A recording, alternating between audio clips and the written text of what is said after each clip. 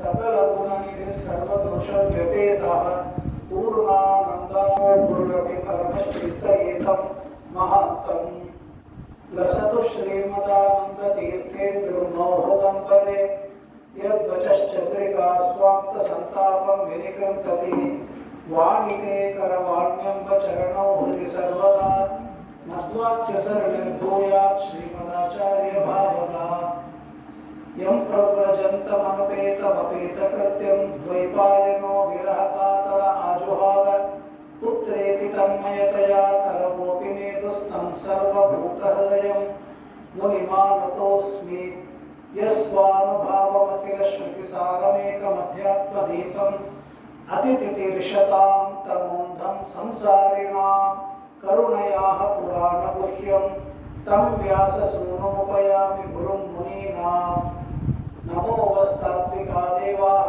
विष्णुभक्तिपरायणाः धर्ममार्गे प्रेरयन्तु भवन्तः सर्व एव हि नौमिन्यायसुधादिकृज्जयमुनीन् श्रीपादराट्सन्मणीन् व्यासार्यान् विविधागमार्थिविहरान् श्रीवादिराजानपि वन्दे हंसवरान् रघुत्तमगुरून् वैदग्ध्यवारां निधीन् श्रीसत्यव्रतराघवेन्द्रमुनिपान् सद्बोधसध्यानपान् आसेतो रातुषारात्रेः यो दिशो जितवान् मुहुः सत्यध्यानगुरुः पातु यतीन्द्रैरपि पूजितः सत्याविद्यकलाब्जोत्थान् पञ्चाशद्वर्षपूजकान् सत्यप्रमोदतीर्थार्यान् नौमिन्यायसुधारतान् शास्त्रेषु पारदर्श्वानं शास्त्रज्ञेषु च वत्सलं दीनभक्तोद्धारकरं सत्यात्मानं गुरुं भजे विद्यापीठविधातारं विद्यावारिधिचन्द्रं विद्यार्थिवत्सलं वन्दे महामहिमसद्गुरुम्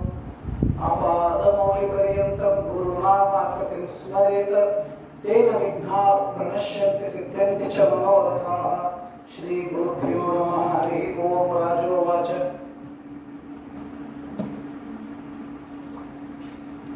प्रियव्रतो भागवतः आत्मा रामः कथं मुने गृहे अरमत यन्मूलः कर्मबन्धः पराभवः स्वस्तिस्तु सताम् अखिल सन्मङ्गलानि सन्तु श्लोकैकश्रवणपठनमात्रेण कथा वक्तुश्च श्रोतॄणां निखिलकलिकृतकल्मषापमोदनपटुतरे धर्माद्यखिलपुरुषार्थसाधनीभूते श्रीमद्भागवते महापुराणे अष्टादशसहस्र्यां संहितायाम् अद्य कथाप्रारम्भे किञ्चित् पूर्वोक्तकथा प्रमेयानुवादः हरिः ओम्।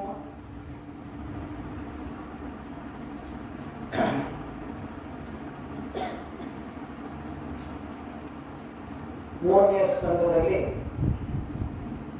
ಕರ್ದಮ ಹಾಗೂ ದೇವಹೂತಿಯರ ಪರಿಣಯ, ಅಲ್ಲಿ 9 ಜನ ಕನ್ಯೆಯರ ಉತ್ಪತ್ತಿ, ಸಾಕ್ಷಾತ್ ಭಗವಂತ ಕಪಿಲನಾಮಕರಾಗಿ ಅವತಾರವನ್ನು ಮಾಡಿದ, ತಾಯಿಯಾದ ದೇವಹೂತಿಗೆ ಸಾಂಖ್ಯ ತತ್ವವನ್ನು ಉಪದೇಶವನ್ನು ಮಾಡಿರುವ ವಿಚಾರ. ಆಮೇಲೆ ಚತುರ್ಥ ಸ್ಕಂದದಲ್ಲಿ ಉತ್ತಾನಪಾದ ಅವನ ಚರಿತ್ರೆಯನ್ನು ವರ್ಣನೆ ಮಾಡ್ತಾ ಧ್ರುವನ ಉಪಾಖ್ಯಾನ, ಅದಕ್ಕಿಂತ ಪೂರ್ವದಲ್ಲಿ ಸತಿ ಅವಳ ಒಂದು ಉಪಾಖ್ಯಾನವನ್ನು ದಾಕ್ಷಾಯಣಿಯ ಒಂದು ಕಥೆಯನ್ನು ತಿಳಿಸಿ, ಆಮೇಲೆ ಪೃಥು ಮಹಾರಾಜನ ಸಂಕ್ಷಿಪ್ತವಾದ ಚರಿತ್ರೆ ಜೊತೆಗೆ ಪ್ರಾಚೀನ ಬರಿಹಿ ಪ್ರಾಚೇತಸರ ಉಪಾಖ್ಯಾನವನ್ನು ಸಂಕ್ಷಿಪ್ತವಾಗಿ ನಾವು ತಿಳಿದಿದ್ದೇವೆ. ಆಮೇಲೆ ಪಂಚಮ ಸ್ಕಂದದಲ್ಲಿ ಇವತ್ತು ಪ್ರಿಯವ್ರತ ಮಹಾರಾಜನ ಉಪಾಖ್ಯಾನದಿಂದ ಪ್ರಾರಂಭವನ್ನು ಮಾಡೋಣ. ಹರೇ ನಮಃ. ಅದ್ಯಕಥಾ ಪ್ರಸಕ್ತಿ. ರಾಜ ಪ್ರಶ್ನೆಯನ್ನು ಮಾಡ್ತಾನೆ, ಪ್ರಿಯವ್ರತ ಮಹಾನುಭಾವ, ದೊಡ್ಡ ರಾಜ, ಆತ್ಮಾರಾಮ, ಭಗವಂತನಲ್ಲೇನೆ ತನ್ಮಯನಾದ ಅಂತಹ ಮಹಾ ಚಕ್ರವರ್ತಿ ಸಾರ್ವಭೌಮ ರಾಜ, ಅವನು ಮತ್ತೆ ಈ ಸಂಸಾರದಲ್ಲೇ ಮುಳುಗಿ ರಾಜ್ಯವನ್ನು ಮಕ್ಕಳನ್ನು ಪೋಷಣೆಯಲ್ಲಿ ಅರಮತ ಅಲ್ಲೇ ಮಗ್ನನಾದ, ಇದು ಹೇಗೆ ಸಾಧ್ಯ?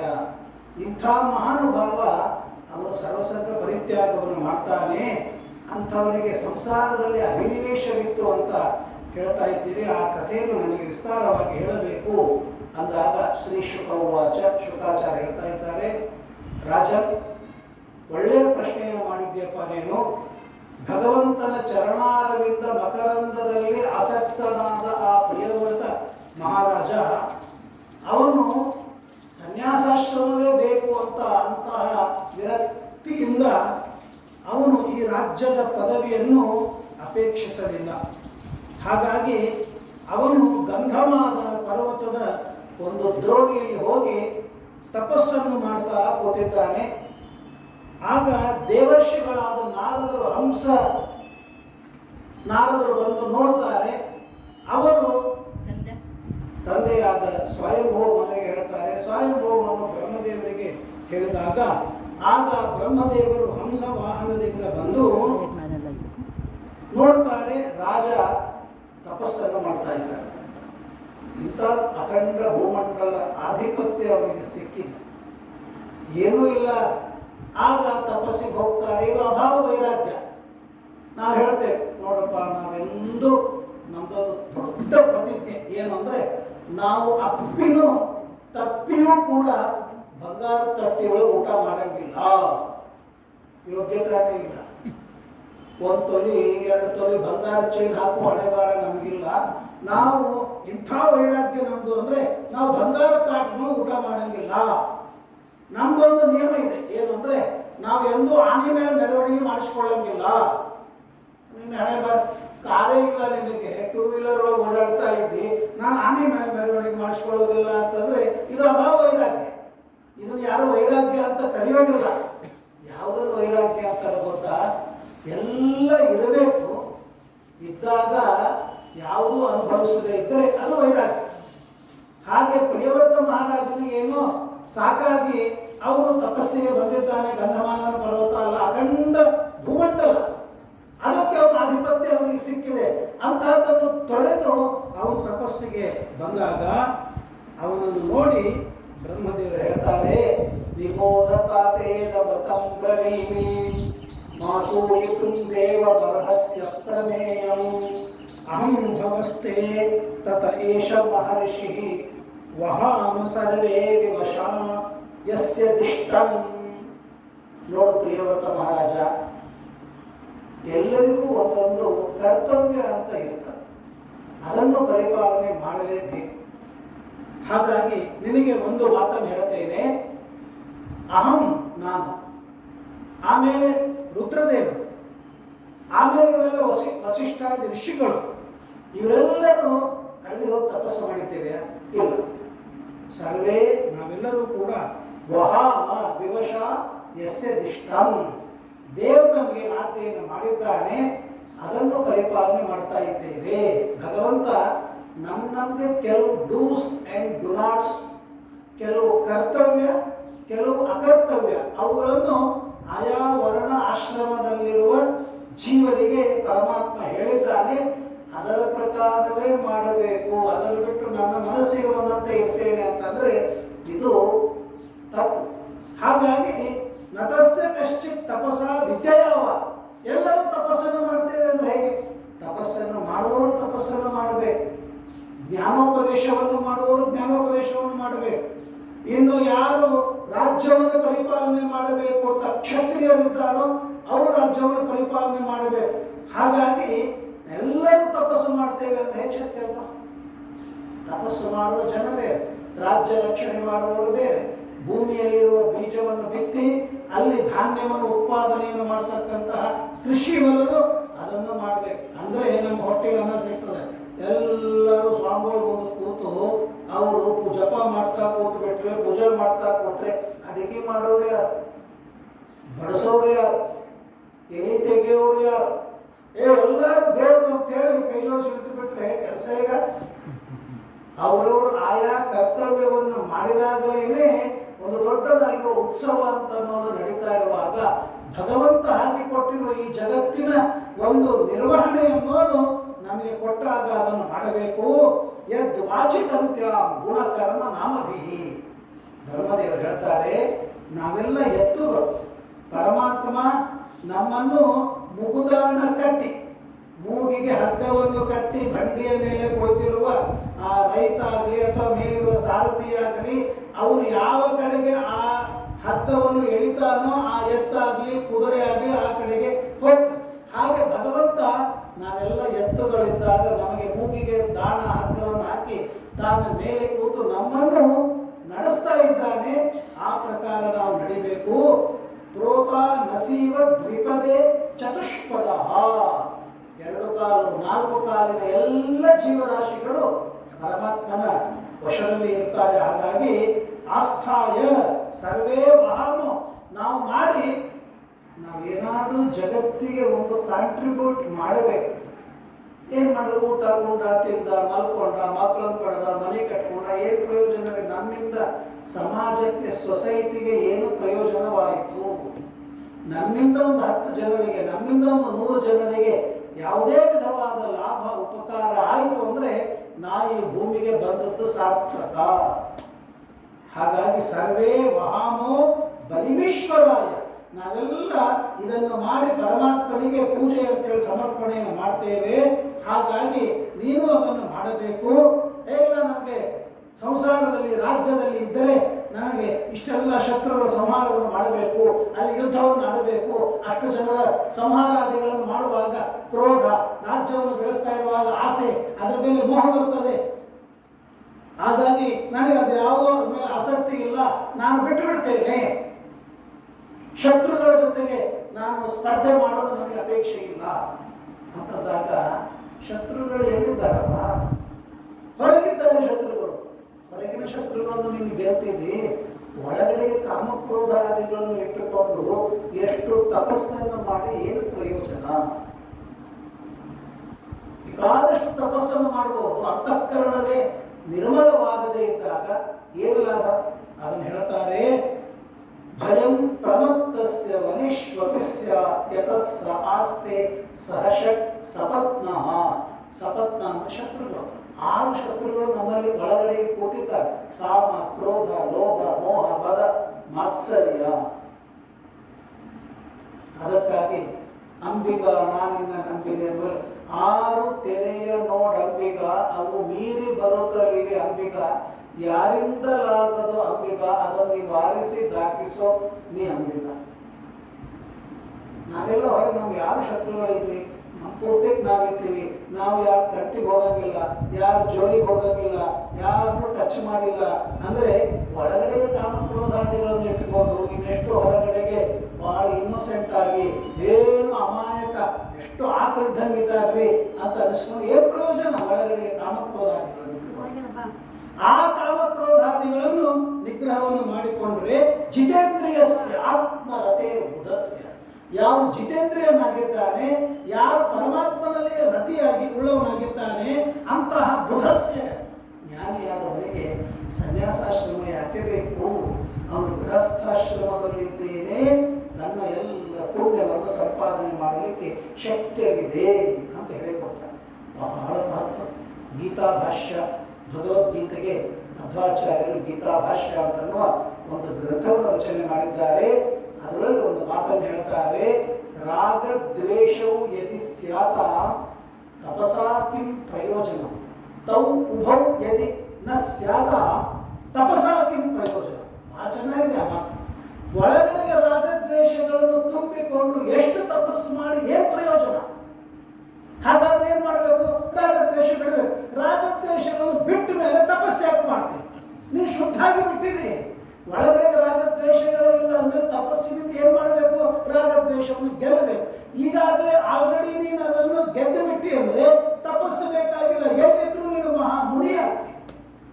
ತೌ ಉಭೌ ಯದಿ ನ ಸ್ಯಾತ. ಹೀಗೆ ಮುಖ್ಯ ಉದ್ದೇಶವೇನು ಅಂದರೆ ಮನುಷ್ಯನಿಗೆ ರಾಗದ್ವೇಷ, ಈರ್ಷ, ಅಸೂಯ, ಕ್ರೋಧ ಇವ್ಯಾವುದು ಇರಬಾರ್ದು. ಅದನ್ನು ಕಳ್ಕೊಂಡು ಬಿಟ್ರೆ ಅವನು ಎಲ್ಲಿದ್ದರೂ ಕೂಡ ಅವನು ಋಷಿ ಇದ್ದಾಗ, ಅವನು ಮಹಾಜ್ಞಾನಿ, ಅವನು ತಪಸ್ಸು. ಹಾಗಾಗಿ ನೀನು ತ್ವಂತು ಅಬ್ಜನಾಭಾಂಗ್ರಿ ಸರೋಜ ಕೋಶ ದುರ್ಗಾಶ್ರಿತೋ ನಿರ್ಜಿತ ಷಟ್ ಸಪತ್ನಃ. ನಿನಗೆ ಒಳಗಡೆಗೆ ಕಾಮಕ್ರೋಧಾದಿಗಳು ಇಲ್ಲಪ್ಪ ಪ್ರಿಯವ್ರತ, ಉತ್ತಮ ರಾಜ ಅವನು, ದೊಡ್ಡ ಜ್ಞಾನಿಯವನು. ಹಾಗಾಗಿ ಬ್ರಹ್ಮದೇವರು ಹೇಳ್ತಾರೆ ನಿನಗೆ ಅವೆಲ್ಲ ಇಲ್ಲವೇ ಇಲ್ಲ, ಹಾಗಾಗಿ ನೀನು ತಪಸ್ಸು ಮಾಡುವ ಕಾರಣವಿಲ್ಲ. ಹಾಗಾದ್ರೆ ಏನು ಮಾಡಬೇಕು? ಭುಕ್ಷೇಹ ಭೋಗಾನ್ ಪುರುಷಾತಿ ಸೃಷ್ಟ. ದೇವರು ಕೊಟ್ಟದ್ದನ್ನು ಅನುಭವಿಸು. ದೇವರು ಕೊಟ್ಟಾಗ ನಾವು ಅದನ್ನು ಸ್ವೀಕಾರ ಮಾಡಬೇಕು. ಕೊಡದೇ ಇದ್ದಾಗ ಅಯ್ಯೋ ಸಿಕ್ಕಿಲ್ಲ ಅಂತ ದುಃಖ ಪಡಬಾರ್ದು. ಕೊಟ್ಟದ್ದನ್ನು ಅನುಭವಿಸಬೇಕು, ಮತ್ತೆ ಅದರ ಮೇಲೆ ಮೋಹ ಮಮತೆಯನ್ನು ಇಡಬಾರ್ದು. ಹಾಗಾಗಿ ವಿಮುಕ್ತ ಸಂಘ, ಇದು ಯಾವ ಸಂಘ ಪ್ರಕೃತಿಯ ಅಭಿಲಾಷೆ ಇಲ್ಲ, ಅದರಿಂದಾಗಿ ಪ್ರಕೃತಿ ಭಜಸ್ವ, ರಾಜ್ಯವನ್ನು ಪರಿಪಾಲನೆ ಮಾಡು ಅಂತ ಬ್ರಹ್ಮದೇವರು ಪ್ರಿಯವ್ರತ ಮಹಾರಾಜನಿಗೆ ಹೇಳಿಕೊಡ್ತಾರೆ. ಇದೇ ತರಹ ಕೃಷ್ಣ ಅರ್ಜುನನಿಗೆ ಗೀತೆಯಲ್ಲಿ ಹೇಳಿದ, ಅಯ್ಯೋ ನನಗೆಲ್ಲ ಬಾಂಧವರು, ಇವರನ್ನು ಹೊಡೆದು ಬಿಟ್ರೆ ನನಗೆ ಪಾಪ ಬರ್ತದೆ, ಅವರಿಂದ ರಕ್ತ ಸಿಕ್ತವಾದ ಸಿಂಹಾಸನದ ಮೇಲೆ ನಾನು ಕೂತು ಏನು ಎಂಜಾಯ್ ಮಾಡ್ತೇನೆ, ನನಗೆ ರಾಜ್ಯ ಬೇಡ, ಭೂಮಿ ಬೇಡ, ಕೋಶ ಬೇಡ, ಹೇಗೋ 13 ವರ್ಷ ವನವಾಸ ಅಜ್ಞಾತವಾಸ ಮಾಡಿ ನಮಗೆ ಅಭ್ಯಾಸ ಆಗಿಬಿಟ್ಟಿದೆ, ಇನ್ನು ಉಳಿತೇವೆ ಇನ್ನು ಮುಂದೆ 8 ವಸಂತಗಳು ವರ್ಷಗಳು ನೋಡ್ತೀವಿ, ಹೀಗೆ ಇದನ್ನೇ ಕಂಟಿನ್ಯೂ ಮಾಡ್ತೀವಿ ಅಂತ ಅರ್ಜುನ ಹೇಳಿದಾಗ ಶ್ರೀಕೃಷ್ಣ ಪರಮಾತ್ಮ ಸೇದಯೋರ್ ಹೃದಯೋರ್ ಮಧ್ಯೆ ಸ್ಥಾಪಯಿತ್ವ ರಥೋತ್ತಮಂ, ರಥವನ್ನು ನಿಲ್ಲಿಸಿ ಯುದ್ಧಸ್ವ, ಯುದ್ಧವನ್ನು ಮಾಡುವಂತ ಪರಮಾತ್ಮ ಹೇಳ್ತಾನೆ. ಅವನು ಹೀಗೆ ಅಕರ್ಮಣ್ಯ ಅಂದರೆ ಕರ್ಮ ಬೇಡ, ಜವಾಬ್ದಾರಿ ಬೇಡ, ಯಾವುದೇ ವಿಧವಾಗಿರ್ತಕ್ಕಂತಹ ರೆಸ್ಪಾನ್ಸಿಬಿಲಿಟಿ ಬೇಡ ಅಂತ ಜಾರಿಕೊಳ್ತಾ ಇರುವಾಗ ಪರಮಾತ್ಮ ಅವನಿಗೆ ಕರ್ತವ್ಯ ಪ್ರಜ್ಞೆಯನ್ನು ಜಾಗೃತಿಗೊಳಿಸಿ ಅವನಿಗೆ ಯುದ್ಧವನ್ನು ನಡೆಸುವ ಒಂದು ಬುದ್ಧಿಯನ್ನು ಕೊಡ್ತಾನೆ. ಯಾಕೆ? ನೀನು ಕ್ಷತ್ರಿಯ, ನೀನು ಸನಕಾದಿಗಳಂತೆ ನೀನು ಯೋಗಿ ಅಲ್ಲ, ಜನಕಾದಿಗಳಂತೆ ನೀನು ಕರ್ಮಯೋಗಿ, ಆದ್ದರಿಂದ ಕರ್ಮವನ್ನು ಮಾಡು ಅಂತ. ಯಾವಾಗ ನಿನಗೆ ಕರ್ಮ ಬೇಡ ಅಂತ ಅನಿಸ್ತದೆ ಸನ್ಯಾಸಿಯ, ಹೊರತು ನಾನು ಗೃಹಸ್ಥನಾಗಿ ನಾನು ಸನ್ಯಾಸಿ ಅಂತ ಇರ್ತೇನೆ ಅಂತಿಲ್ಲ. ಗೃಹಸ್ಥನಾದಾಗ ಗೃಹಸ್ಥನಂತೆ ಇರಬೇಕು. ಅತಿಥಿ ಅಭ್ಯಾಗತರ ಪೋಷಣೆಯನ್ನು ಮಾಡಬೇಕು, ಭಾರ್ಯಾಪುತ್ರಾದಿಗಳ ರಕ್ಷಣೆಯನ್ನು ಮಾಡಬೇಕು, ಯಾರು ಕಷ್ಟದಲ್ಲಿದ್ದಾರೋ ಅವರಿಗೆ ಅನ್ನಾದಿಗಳನ್ನು ಒದಗಿಸಬೇಕು, ಇದು ಗೃಹಸ್ಥನ ಕರ್ತವ್ಯ. ಯಜ್ಞಯಾಗಾದಿಗಳನ್ನು ಮಾಡಬೇಕು, ಏನೋ ಯಾವುದೂ ಮಾಡೋದಿಲ್ಲ ಅಂತ ಗೃಹಸ್ಥನೇ ಆಗ್ತಾನೆ. ಬ್ರಹ್ಮಚಾರಿಯಾಗಲಿ, ಸನ್ಯಾಸಿಯಾಗು, ಎಲ್ಲ ಅವ್ವ ಕಾವಾಲಿ ಭೂವ ಕಾವಾಲಿ ಅಂತ ಹೇಳ್ತಾರೆ. ಅವ್ವ ಕಾವಾಲಿಯಿಂದ ಭೂವ ಬಿಡು, ಭೂವ ಕಾವಾಲಿಯಿಂದ ಅವ್ವ ಬಿಡು, ಅವ್ವ ಭೂವ 2 ಕಾವಾಲಿ ಅಂತ ಹೇಗೆ ಸಾಧ್ಯವಿದೆ ಹೇಳ್ಬ? ಭಗವಂತ ಈ ತರಹ ಅರ್ಜುನ ಮತ್ತು ಈ ಪ್ರಿಯವ್ರತನನ್ನು ಇಟ್ಟುಕೊಂಡು ನಮ್ಮ ಡ್ಯೂಟೀಸ್, ನಮ್ಮ ಕರ್ತವ್ಯ ನಮಗೆ ಮಾಡುವಂತಹ ಒಂದು ಜಾಗೃತಿಯನ್ನು ಕೊಡ್ತಾನೆ. ಆಗ ಆ ಬ್ರಹ್ಮದೇವರ ಆದೇಶವನ್ನು ಕೇಳಿ ಈಶ್ವರೇಚ್ಛೆಯ ವಿನಿವೇಶಿತ ಕರ್ಮಾಧಿಕಾರ, ಪರಮಾತ್ಮನ ಇಚ್ಛೆ ಇದೆ, ಯಾರು ಏನು ಮಾಡಬೇಕು ಅದನ್ನು ಮಾಡಬೇಕು, ಆಧಿಕಾರಿಕರು ಅಂತ ಶಾಸ್ತ್ರದಲ್ಲಿ ಕರೆದಿದ್ದಾರೆ. ಅಂದರೆ ಅವರವರು ಸ್ವೇ ಗೀತೆಯಲ್ಲಿ ಇದೇ ಮಾತು ಹೇಳ್ತಾರೆ, ಸ್ವೇ ಕರ್ಮಣಿ ಅಭಿರತಃ ಸಂಸಿದ್ಧಿಂ ಲಭತೆ ನರಃ ಸ್ವಕರ್ಮಣ ತಮಭ್ಯರ್ಚ ಸಿದ್ಧಿಂ ವಿಂದತಿ ಮಾನವಃ. ನಿಮ್ಮ ಕೆಲಸ ಮಾಡ್ರಿ, ನಿಮ್ಮ ಟೇಬಲ್ ವರ್ಕ್ ನೀವು ಮಾಡ್ರಿ, ಇನ್ನೊಬ್ರು ಟೇಬಲ್ ಹತ್ರ ಹೋಗಿ ಅವ್ರ ಕೆಲಸ ಕೆಡಿಸಿ ನಿಮ್ಮ ಕೆಲಸ ಬಿಟ್ಟು ನೀವಿರೋದು ಸರಿಯಲ್ಲ ಅಂತ ಹೇಳಿಕೊಡ್ತಾರೆ ಗೀತೆ. ಸ್ವಕರ್ಮಣ ತಮಭ್ಯರ್ಚ, ನಿಮ್ಮ ಕರ್ಮದಿಂದ ಭಗವಂತನ ಪೂಜೆ ಮಾಡ್ರಿ.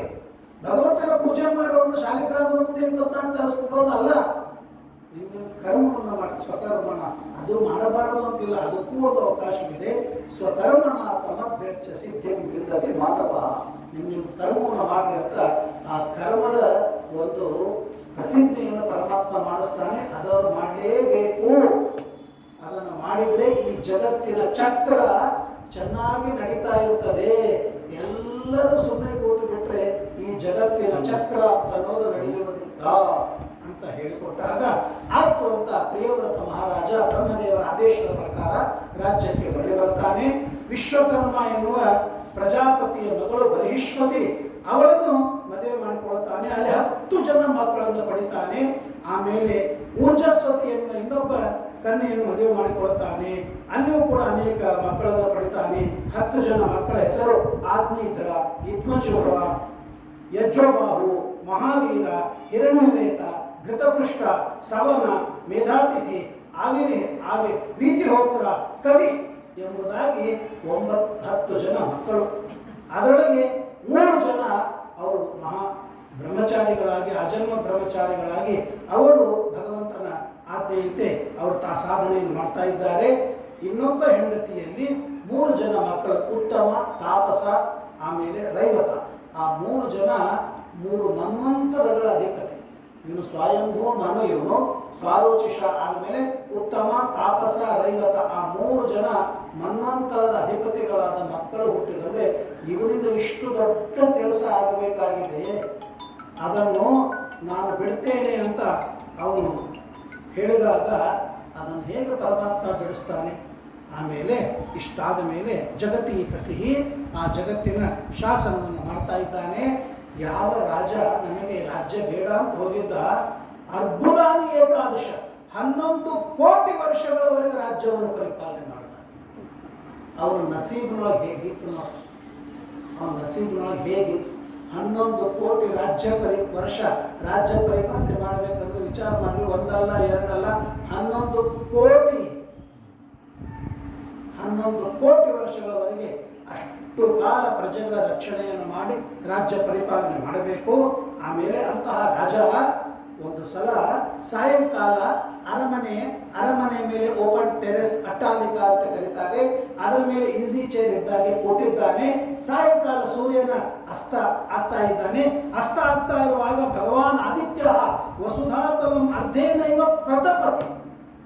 ಇಲ್ಲಿಯವರೆಗೆ ಹಗಲಿತ್ತು, ಇನ್ನು ಸೂರ್ಯ ಹೋದ ಅರ್ಧ, ಇನ್ನು ಮೇಲೆ ನಮಗೆ ಕತ್ತಲೆ ಇದೆ, ಅರ್ಧ ದಿವಸ ಮಾತ್ರ ಈ ಭೂಮಿಯಲ್ಲಿ ಪ್ರತಪತಿ ಪ್ರಕಾಶವನ್ನು ಕೊಡ್ತಾನೆ, ಇನ್ನು ಅರ್ಧ ದಿವಸ ಸೂರ್ಯನ ಪ್ರಕಾಶ ಬಿರೋದಿಲ್ಲ. ಅದಕ್ಕೆ ನಾನೇನು ಮಾಡಬೇಕು? ಎಂಥ ರಾಜನ ಒಂದು ಆಲೋಚನೆ ನೋಡಿ. ಇನ್ನು 12 ತಾಸು ಏನು ಮಾಡ್ತಾರೆ, ಎಲ್ಲ ನಿದ್ದೆ ಮಾಡಿರ್ತಾರೆ. ಆದರೆ 24 ತಾಸು ಕೂಡ ಸೂರ್ಯ ಇದ್ದ ಅಂದರೆ ಎಲ್ಲರೂ 24 hours ಆಕ್ಟಿವ್ ಆಗಿರ್ತಾರೆ. ಇನ್ನೆಷ್ಟು ಪ್ರೊಡಕ್ಷನ್ ಆಗ್ತದೆ, ಇನ್ನೆಷ್ಟು ಅಭಿವೃದ್ಧಿ ಆಗ್ತದೆ, ಇನ್ನೆಷ್ಟು ಪ್ರಜೆಗಳು ಶ್ರೀಮಂತರಾಗ್ತಾರೆ, ರಾಜ್ಯ ಬೆಳೀತದೆ ಅನ್ನೋದಕ್ಕಾಗಿ ನಾನು ಸೂರ್ಯನ ಮೇಲೆ ದಂಡೆತ್ತಿ ಹೋಗ್ತೇನೆ. ಸೂರ್ಯ 24 hours ನಮಗೆ ಯಾವಾಗಲೂ ನೀನು ಕಣ್ಣಿಗೆ ಕಾಡ್ತಾ ಇರಬೇಕು ಅಂತ ರಥದಲ್ಲಿ ಕುಳಿತುಕೊಂಡು ಆ ರಾಜ ಪ್ರಿಯವ್ರತ ಮಹಾರಾಜ ಸೂರ್ಯನ ಬೆನ್ನತ್ತಿ ಹೋಗಿದ್ದಾನೆ. 7 ಸಲ ಭೂಮಿಯ ಪ್ರದಕ್ಷಿಣೆಯನ್ನು ಮಾಡಿದಾಗ ಆಗ ಆ ರಥದ ಚಕ್ರ ಎಲ್ಲಿ ಹೋಗಿತ್ತೋ ಅಲ್ಲಿ ತೆಗ್ಗಾದ ಭಾಗದಲ್ಲಿ ಸಮುದ್ರಗಳ ನಿರ್ಮಾಣವಾಯಿತು. ಆ ಹೋದ ಮೇಲೆ 2 ಕಡೆಗೆ ಎತ್ತರ ಬರ್ತದೆ ನೋಡ್ರಿ, ಆ ಭಾಗದಲ್ಲಿ ದ್ವೀಪಗಳಾದವು. 7 ದ್ವೀಪ 7 ಸಾಗರಗಳ ನಿರ್ಮಾಣವನ್ನು ಮಾಡಿರುವ ಒಂದು ಘನತೆ ಕೀರ್ತಿ ಪ್ರಿಯವ್ರತ ಮಹಾರಾಜನಿಗೆ ಸಿಕ್ತು. 7 ದ್ವೀಪ, ಜಂಬೂ, ಪ್ಲಕ್ಷ, ಕುಶ, ಶಾಲ್ಮಲಿ, ಕ್ರೌಂಚ, ಶಾಖ, ಪುಷ್ಕರ ಎಂಬ 7 ದ್ವೀಪಗಳು. ಲವಣೋದ, ಸುರೋದ, ಆಮೇಲೆ ರಸೋದ, ಘೃತೋದ, ಕ್ಷೀರೋದ, ದಧಿಮಂಡೋದ, ಶುದ್ಧೋದ ಎಂಬ 7 ಸಾಗರಗಳ ನಿರ್ಮಾಣವಾಗಿದೆ. ಏನು 7 ಸಮುದ್ರ 7 ಸಾಗರ? ನಿಮ್ಗೆ ಸ್ವಲ್ಪ ನಾನು ಲೆಕ್ಕವನ್ನು ಕೊಡ್ತೇನೆ. 1 ಯೋಜನ ಜಂಬೂ ದ್ವೀಪ ಇದ್ದರೆ ಅದರ ಮುಂದೆ ಲವಣ ಸಮುದ್ರ, ಅದು 1 ಯೋಜನ. ಅದರ ಮುಂದಿನ ದ್ವೀಪ ಎಷ್ಟಿದೆ? ಪ್ಲಕ್ಷ 2 ಯೋಜನ. ಪ್ಲಕ್ಷ ದ್ವೀಪದ ಮುಂದಿನ ಯೋಜನ ಶಾಲ್ಮಲಿ 4 ಲಕ್ಷ. ಅದರ ಮುಂದೆ ಕುಶ 8 ಲಕ್ಷ. ಅದರ ಮುಂದೆ ಕ್ರೌಂಚ 16 ಲಕ್ಷ. ಅದರ ಮುಂದೆ ಶಾಖ 32. ಅದರ ಮುಂದಿನ ಪುಷ್ಕರ 64 ಲಕ್ಷ ಯೋಜನ. ಹಾಗೆ ಸಮುದ್ರನೂ ಕೂಡ 1, 2, 4, 8, 16, 32, 64. ಅಂದ್ರೆ ಅವನ ರಥದ ಗಾಲಿ ಹೋದಾಗ ಅಷ್ಟು ದೊಡ್ಡದಾಗಿರುವ ಒಂದೇನು ತೆಗ್ಗು ಬಂತು ಅಂದ್ರೆ ರಥ ಎಷ್ಟು ದೊಡ್ಡದಿರಬೇಕು ಆಲೋಚನೆ ಮಾಡಿ. 1 ಟೈಮ್ ರಥ ತಿರುಗಿತು ಅಂತಂದ್ರೆ ಅಷ್ಟು ದೊಡ್ಡದಾಗಿರ್ತಕ್ಕಂಥ ಕಂದಕ ಗ್ಯಾಪ್ ಬಂತು ಅಂದ್ರೆ ರಥ ಎಷ್ಟು ದೊಡ್ಡದಿರಬೇಕು, ಕುದುರೆಗಳು ಹೇಗಿರಬೇಕು, ರಾಜ ಎಷ್ಟು ದೊಡ್ಡವನಾಗಿರ್ಬೇಕು. ಇದು ಕಲಿಯುಗದ ರಾಜ ಅಲ್ಲ, ಸೃಷ್ಟಿಯ ಆದಿಯಲ್ಲಿರ್ತಕ್ಕಂತಹ ಪ್ರಿಯವ್ರತ ಮಹಾರಾಜ ಎಂಥ ಅದ್ಭುತವಾದ ಘನಕಾರ್ಯವನ್ನು ಮಾಡಿದ್ದಾನೆ.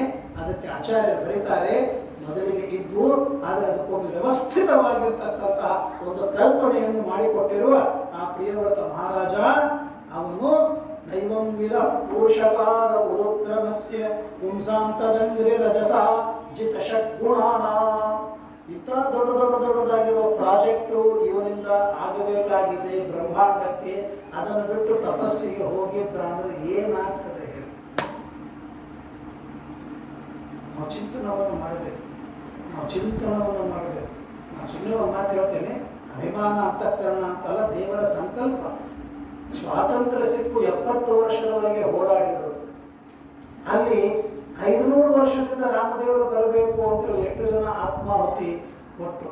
ಆದರೆ ಇವನ ಕಾಲದಲ್ಲಿ ಆಗಬೇಕು ಅಂತ ಭಗವಂತನ ಸಂಕಲ್ಪ ಇದ್ದದ್ದರಿಂದಾಗಿ ಇವನನ್ನು ಭಗವಂತ ಮುಂದೆ ಮಾಡಿ ಆ ಕಾರ್ಯವನ್ನು ಇವನನ್ನು ಅರ್ಥ ಆಗಿಬಿಟ್ಟು ನಾನು ಹೆಸರು ಹೇಳಬೇಕಾಗಿಲ್ಲ, ಭಾಗವತದ ಅವನ ಹೆಸರು ಹೇಳಬಾರದು. ಅಂತಂದರೆ ಅವನೊಬ್ಬ ರಾಜರ್ಷಿನೇ ಇರಬಹುದು, ಆದರೆ ಭಾಗವತದ ಇಂಥ ವೇದವ್ಯಾಸರ ವಾಣಿಯ ಮುಂದೆ ಅವನ ಹೆಸರು ನಮ್ಮ ದೇಶಕ್ಕೆ ಪ್ರಧಾನಿಯಾಗಿದ್ದಾನೆ. ಅವನ ಕಾಲದಲ್ಲಿ ಆಗಬೇಕು ಅಂತ ದೇವರ ಸಂಕಲ್ಪ ಇದೆ, ಮಾಡಿಸಿಕೊಂಡ. ಅವನು ಹಂಗೆ ಇದ್ರಂತ ಮೊದಲಿಗೆ ನಾನು ಸನ್ಯಾಸಿ ಆಗಬೇಕು ಮಾಡಬೇಕು ಅಂತ ನೋಡ್ದಂಥ ರಾಜಕೀಯ ಬಂದಂಥ ಇತ್ಯಾದಿ ಹಿಸ್ಟ್ರಿಯನ್ನು ನೀವು ಕೇಳ್ತೀರಿ, ನಾವು ಕೇಳ್ತೇವೆ. ತಾತ್ಪರ್ಯ ಯಾರಿಂದ ಏನಾಗಬೇಕು ಅಂತ ಅನ್ನೋದು ಭಗವಂತನಿಗೆ ಇರ್ತದೆಯೋ ಅವರಿಂದ ಅದನ್ನು ಮಾಡಿಸ್ತಾನೆ. ಮಧ್ವಾಂತರ್ಗತ ವೇದವ್ಯಾಸನ ಹಾಡನ್ನು ಕೇಳಿಲ್ಲವೇ?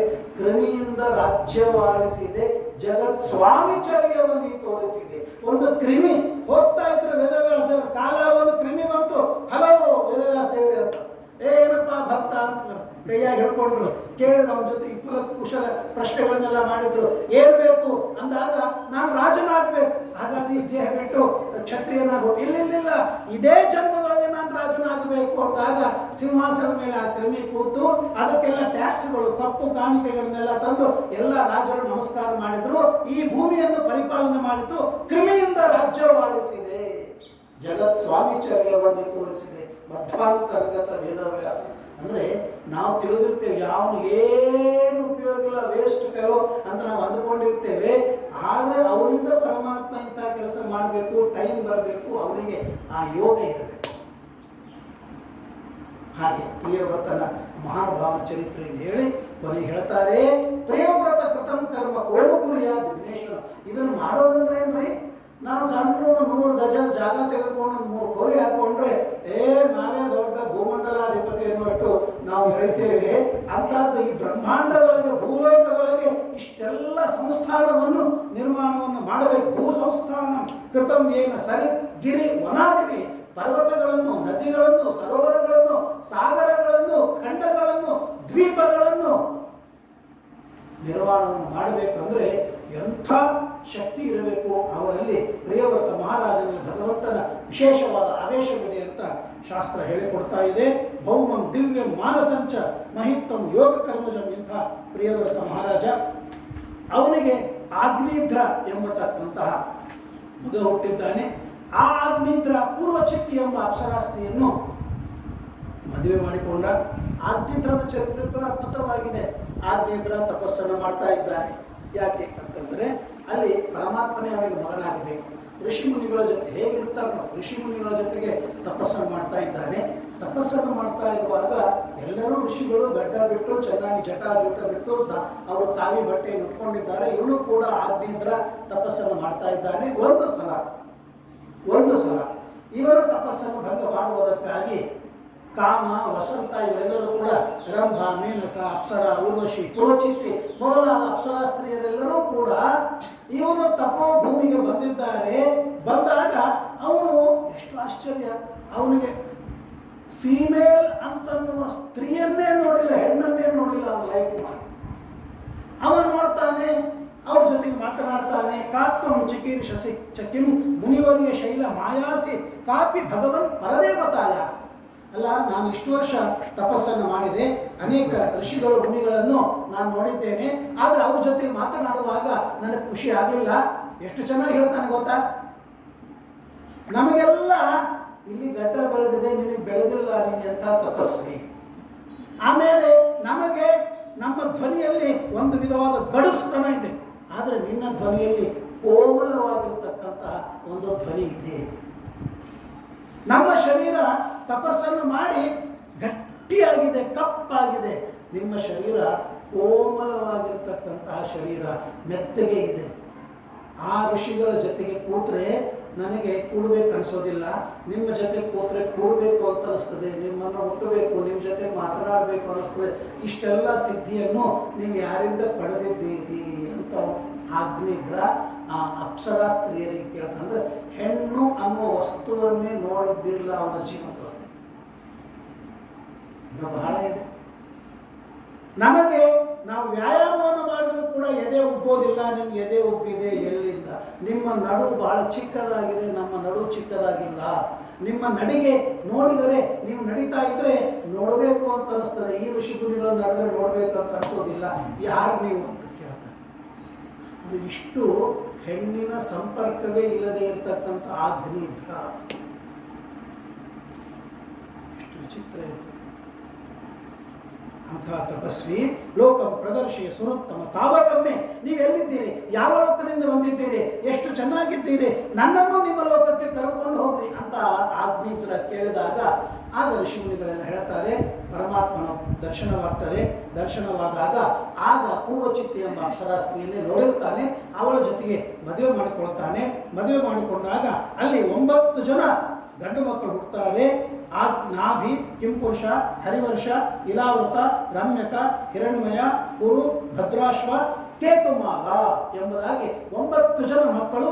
ಇವರು ನವದ್ವೀಪಗಳಿಗೆ ಅಧಿಪತಿಗಳಾಗಿದ್ದಾರೆ ಎಂಬುದಾಗಿ ಅದನ್ನು ತಿಳಿಸಿ, ಅದರಲ್ಲಿ ಹಿರಿಯ ಮಗ ಯಾರು ಅಂತಂದರೆ ನಾಭಿ.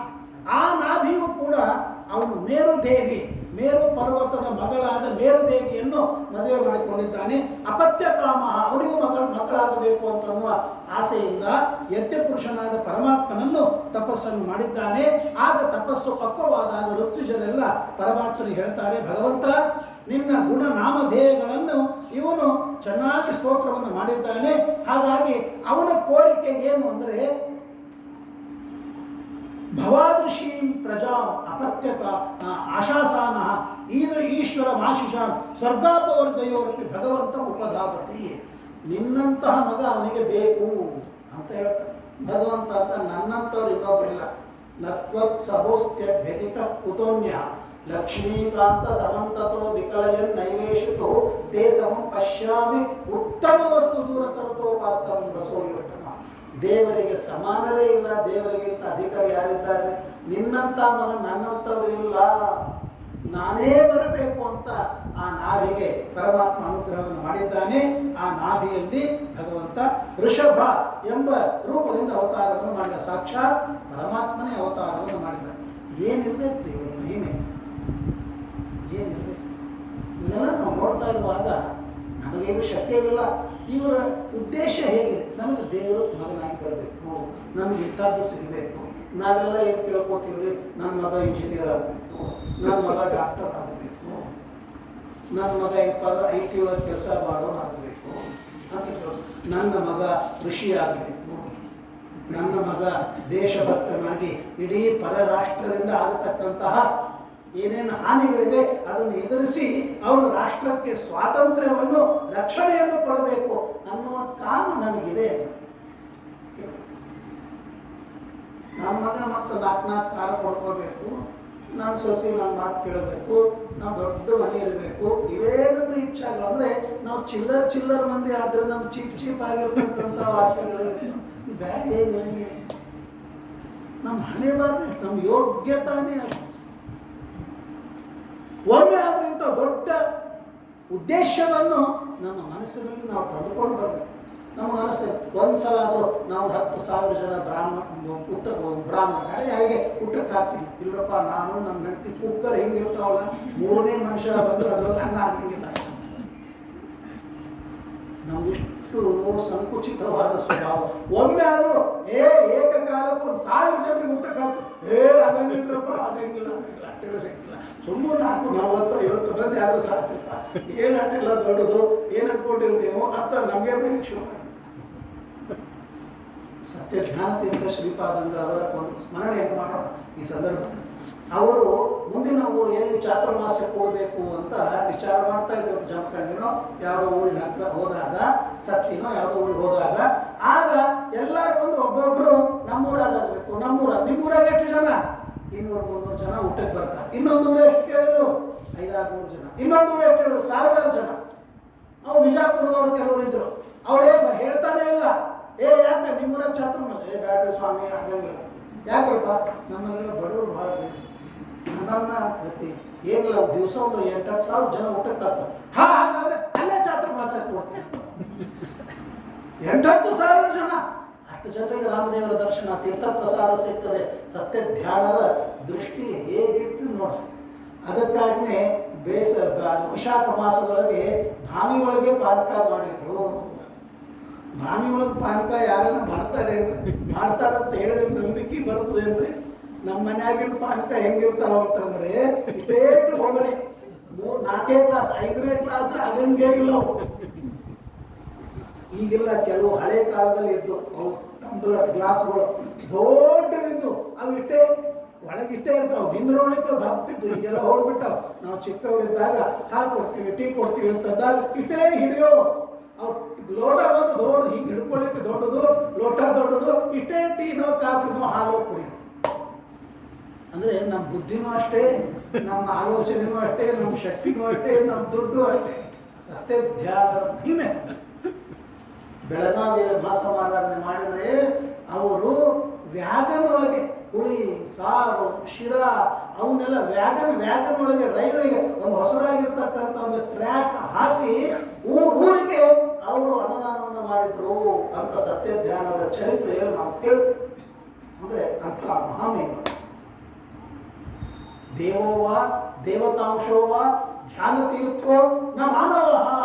ಸತ್ಯ ಧ್ಯಾನರು ಮನುಷ್ಯರಲ್ಲ, ಯಾರೋ ದೇವತೆಗಳಿರ್ಬೇಕು ಅಥವಾ ದೇವಾಂಶ ಸಂಭೂತರಾಗಿರಬೇಕು ಅಂತ ಅವರ ಬಗ್ಗೆ ಕರೀತಾ ಇದ್ರು. ಇಲ್ಲಂತೂ ಇಂಥ ಮಹಾನುಭಾವ ಇವರು ಏನು ಅಂತಂದ್ರೆ ನನಗೆ ದೇವರ ಮಗನಾಗಿ ಹುಟ್ಟಬೇಕು ಅಂತ ಅಪೇಕ್ಷೆ ಪಟ್ಟರು. ನಮ್ಗೆ ದೊಡ್ಡ ದೊಡ್ಡ ಅಪೇಕ್ಷೆ ಬೇಡ, ನಾವಿಷ್ಟು ಅಪೇಕ್ಷೆ ಪಡೋದು ಏನಂದ್ರೆ ವರ್ಷಕ್ಕೊಮ್ಮೆ ತಪ್ಪದೆ ಭಾಗವತ ಕೇಳ್ತೀನಿ, ಹೇಳಿಸ್ತೀನಿ ಅನ್ನೋದು ಬೇಡ. ಅದು ಬರ್ತದೆ ಎಲ್ಲರೂ ಭಾಗವತ ಹೇಳ್ತಾ ಇದ್ರೆ ತಪ್ಪದೆ ವರ್ಷಕ್ಕೊಂದು ಭಾಗವತ ನಾನು ಕೇಳ್ತೀನಿ ಅಂತ ಸಂಕಲ್ಪ ಮಾಡ್ರಿ. ನಿಮ್ಗೆ ಹತ್ರನೇ ಯಾರೋ ಭಾಗವತ ಹೇಳಿಸ್ತಾರೆ, ಯಾರೋ ಆಚಾರ ಬರ್ತಾರೆ, ಭಾಗವತ ಹೇಳ್ತಾರೆ, ಕೇಳುವ ಯೋಗ ಬರ್ತದೆ. ಶುಭ ಸಂಕಲ್ಪ ಮಾಡಿದರೆ ಪರಮಾತ್ಮ ನಡೆಸಿಕೊಡ್ತಾರೆ. ಅದಕ್ಕೆ ಹೇಳಿದೆ ಸಂಕಲ್ಪ ಹಿಂಗೆ ಮಾಡಿ ಮೊದಲೇ ಏನ್ರಿ ಹೇಳುತ್ತೀನಿ ಅಂತಂದ್ರೆ ಆಚಾರ ಹೀಗೆ ಒಂದು ಬುಕ್ ಮಾಡ್ಕೊಂಡ್ಬಿಟ್ರೇನ್ರಿ ಭಾಗವತ ನಮ್ಮ ತಲೆ ಮೇಲೆ ಬರ್ತದೆ. ಹೆದರಬೇಡ್ರಿ, ಕೇಳ್ತೀನಿ ಅಂತ ಸಂಕಲ್ಪ ಮಾಡ್ರಿ ಮೊದಲಿಗೆ. ಈ ತರಹ ಶುಭ ಸಂಕಲ್ಪವನ್ನು ಮಾಡಿದರೆ ಭಗವಂತ ನಡೆಸಿಕೊಡ್ತಾನೆ. ಅದಕ್ಕಾಗಿ ಅವನು ಋಷಭ ನಾಮಕ ಪರಮಾತ್ಮ ಅವತಾರವನ್ನು ಮಾಡಿದ. ಋಷ ಅಂದರೆ ಜ್ಞಾನ, ಜ್ಞಾನದಿಂದ ಪ್ರಕಾಶಕನಾಗಿರುವ ಪರಮಾತ್ಮ. ಅಲ್ಲಿ ಎಲ್ಲಿ ಭಗವಂತನ ಅವತಾರವಾಗ್ತದೆ ಅಲ್ಲಿ ಲಕ್ಷ್ಮೀದೇವಿ ಅವತಾರವಿರ್ತದೆ. ಯಾಮ್ ಯಾಮ್ ಪರೇಶ ಹೃದಯವ ಕರೋತಿ ಲೀಲಾ ತಾಂ ತಾಂ ಕರೋತ್ಯಂತ ತಥೈವ ರಮಾಪಿ ದೇವಿ. ಹಾಗಾಗಿ ಋಷಭ ನಾಮಕ ಪರಮಾತ್ಮನ ಅವತಾರವಾಯಿತು. ಲಕ್ಷ್ಮೀದೇವಿ ಜಯಂತಿ ಎಂಬ ಹೆಸರಿನಿಂದ ಅವತಾರವನ್ನು ಮಾಡಿತು. ಆ ಋಷಭ ನಾಮಕ ಪರಮಾತ್ಮ ಅವತಾರವನ್ನು ಮಾಡಿದಾಗ ಅವನಿಗೆ 100 ಜನ ಮಕ್ಕಳು, 100 ಜನ. ಅದರೊಳಗೆ ಹಿರಿಯ ಮಗ ಭರತ, ಉಳಿದ 99 ಜನ ಅವನ ತಮ್ಮಂದರು. ಒಂದು ಸಲ ಇವನು ಅವತಾರವನ್ನು ಮಾಡಿದಾಗ ಇಂದ್ರ ಅವನ ಜೊತೆಗೆ ಸ್ಪರ್ಧೆಯನ್ನು ಮಾಡಿದ. ಇಂದ್ರ ಈ ಇಂದ್ರ ಅಲ್ಲ, ಮೊದಲನೇ ಸ್ವಯಂಭೂ ಮನ್ವಂತರದಲ್ಲಿ ಪರಮಾತ್ಮನ ಯಜ್ಞನಾಮಕನಾಗಿ ಇಂದ್ರನಾಗಿ ಬಂದಿದ್ದಾನೆ ಇಂದ್ರ. ಆಗ ದೇವತೆಗಳೆಲ್ಲ ಇವನ ಮೇಲೆ ಪರಮಾತ್ಮನ ಸಂಕಲ್ಪನೆ, ಋಷಭನ ಸಂಕಲ್ಪದಂತೆ ಇಂದ್ರ ವಜ್ರಾಯುಧವನ್ನು ಹಾಕಿದ, ವರುಣ ಪಾಶವನ್ನು ಹಾಕಿದ, ಯಮ ದಂಡವನ್ನು ಹಾಕಿದ, ಇನ್ನೊಂದು ಹಾಕಿದ. ಎಲ್ಲವನ್ನೂ ಕೂಡ ಮುರಿದು ವಿಷ್ಣು ಚಕ್ರವನ್ನು ಹಾಕಿದ. ಆ ಚಕ್ರವನ್ನು ತನ್ನ ಮಣಿ ಕೆಳಗೆ ಹಾಕೊಂಡು ಋಷಭನಾಮಕ ಪರಮಾತ್ಮ ಕೂತ್ಬಿಟ್ಟ. ಅಂದ್ರೆ ತಾತ್ಪರ್ಯವೇನು ಅಂದರೆ ನಾನು ದೇವರು, ನನ್ನನ್ನು ಯಾರೋ ಒಬ್ಬ ಸಾಮಾನ್ಯ ಒಬ್ಬ ದೇವತೆ ಅಂತ ತಿಳಿಯಬೇಡಿ ಅಂತ ಪರಮಾತ್ಮ ಋಷಭನನ್ನು ತೋರಿಸಿಕೊಟ್ಟ. ಆ ಋಷಭನಿಗೆ 100 ಜನ ಮಕ್ಕಳು. ಅದರಲ್ಲಿ ಶ್ರೇಷ್ಠ ಪುತ್ರ ಯಾರು? ಜ್ಯೇಷ್ಠ ಪುತ್ರ ಭರತ. ಆ ಭರತನಿಂದಲೇನೆ ಈ ದೇಶಕ್ಕೆ ಭಾರತ ಅಂತ ಬಂತು. ಏನ ಇದಂ ವರ್ಷಂ ಭಾರತ ಮಿತಿ ವ್ಯಪನಿಷಂತಿ, ಇದಕ್ಕೆ ಭಾರತ ಅಂತ ಹೆಸರು. ನಮ್ಮ ದೇಶದ ಇತಿಹಾಸ ಎಷ್ಟು ಪ್ರಾಚೀನವಾಗಿದೆ. ನಾನು ಯಾವ ರಾಜಕೀಯ ಉಪನ್ಯಾಸವನ್ನು ಮಾಡಲಿಕ್ಕೆ ಇಲ್ಲಿ ನಾನು ಕೊಟ್ಟಿಲ್ಲ. ನಮ್ಮ ಭಾರತ ಅನ್ನೋದು ಎಷ್ಟು ಪ್ರಾಚೀನ ಅಂದರೆ ಇದು ಈ ಮನ್ವಂತರ ಅಲ್ಲ, 7 ಮನ್ವಂತರಗಳ ಹಿಂದೆ ಮೊಟ್ಟ ಮೊದಲಿಗೆ ಸ್ವಯಂಭುವ ಮನುವಿನ ಮಗನ ಮಗ, ಅವರ ಮಗ ಆ ಮನ್ವಂತರದಲ್ಲೇನೆ ಇದಕ್ಕೆ ಭಾರತ ಅಂತ ಹೆಸರು ಬಂತು. ಎಷ್ಟು ಪ್ರಾಚೀನವಾಗಿದೆ. ಅದನ್ನು ಬಿಟ್ಟು ಯಾವುದೋ ಇಂಡಿಯಾ ಅಂತೀವಿ, ಏನು ಭಾರತ ಮಾತಾ ಕಿ ಜೈ. ಭಾರತ ಇದಂ ವರ್ಷಂ ಭಾರತ ಮಿತಿ ವ್ಯಪನಿಷಂತಿ. ಯಾಕೆ ಭರತನ ರಾಜ್ಯದಿಂದ ಭರತನಿಂದ ಬಂತು, ಆದ್ದರಿಂದ ಭಾರತ. ಇನ್ಯಾರು ಹೇಳಿದ್ರು ದುಷ್ಯಂತ ಶಕುಂತಲೆಯರ ಮಗ ಭರತ, ಅವನಿಗೂ ಭರತ ಅಂತ ಹೆಸರಿದೆ. ರಾಮನ ತಮ್ಮ ಭರತ, ಅವನಿಗೂ ಭರತ ಅಂತ ಹೆಸರಿದೆ. ಆದರೆ ಭಾರತ ಅಂತ ಹೆಸರು ಬಂದದ್ದು ಈ ಋಷಭ ನಾಮಕ ಪರಮಾತ್ಮನ ಹಿರಿಯ ಮಗನಾದ ಭರತನಿಂದ ಬಂತು. ಅದರಲ್ಲಿ 9 ಜನ, ಇನ್ನ 100 ಜನರ ಯಾರ್ಯಾರು ಏನೇನು ಮಾಡಿದ್ರು ಅನ್ನೋದು ಭಾಗವತ ಹೇಳ್ತಾ ಇದೆ.